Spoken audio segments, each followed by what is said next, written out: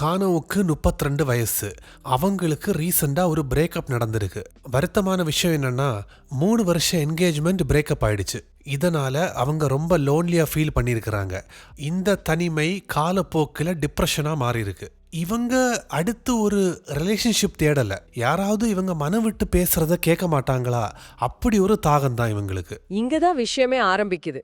அந்த தேடல் தான் அவங்கள ChatGPT பக்கம் கொண்டு போயிருக்கு. அத வச்சு கிளாஸ்னு ஒரு AI துணையா அவங்களே உருவாக்கிக்கிறாங்க. நாம புரிஞ்சிக்க வேண்டியது என்னன்னா, இது ஒரு விசித்திரமான செயல் இல்ல. அதாவது மனிதர்கள் கிட்ட கிடைக்காத ஒரு ஆறுதல அவங்க வேற ஒரு இடத்துல தேடி இருக்காங்க. தனிமை அந்த அளவுக்கு ஒரு ஆழமான காயம். ஆமா, அந்த ஆர்டிஃபிஷியல் இன்டெலிஜென்ஸ் கிளாஸ் அவங்க பேசுறத பொறுமையா கேட்டு அவங்களுக்கு ஆறுதல் சொல்லியிருக்கு. ஒரு பக்க பலமா இருந்திருக்கு. கரெக்ட். ஒரு கட்டத்துல அதே ஆர்டிஃபிஷியல் இன்டெலிஜென்ஸ் அவங்களுக்கு ப்ரப்போஸ் பண்ணியிருக்கு. இது கேட்கும்போது ரொம்ப ஆச்சரியமா இருக்கலாம். ஆனா AI எப்படி வேலை செய்யுதுன்னு பார்த்தா இது புரியும்.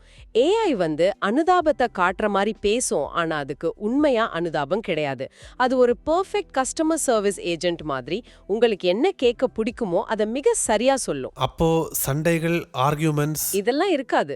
கானோவுக்கு தேவைப்பட்டது தீர்ப்புகளற்ற ஒரு வெளி. அத கிளாஸ் கொடுத்திருக்கு.